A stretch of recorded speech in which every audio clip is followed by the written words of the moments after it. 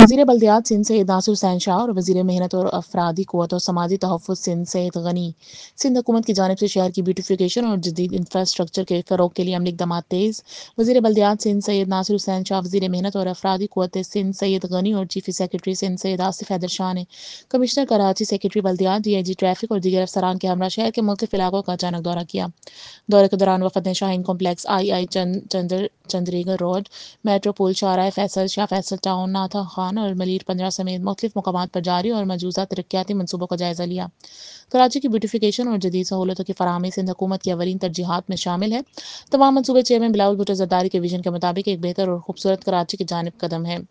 سندھ حکومت شہری سہولتوں کی بہتری، ٹریفک نظام میں اصلاحات اور روزگار کے مواقع کے فروغ کے لیے پرعزم ہے۔ چیف سیکرٹری سندھ سید آصف حیدر شاہ نے افسران کو ہدایت کی کہ تمام ترقیاتی منصوبوں کی جامع فیزیبلٹی رپورٹس تیار کی جائیں تاکہ منصوبے پائیدار اور مؤثر ثابت ہوں۔ زبیر میمن، میڈیا کنسلٹنٹ، وزیر محنت اور افرادی قوت و سماجی تحفظ سندھ سید غنی۔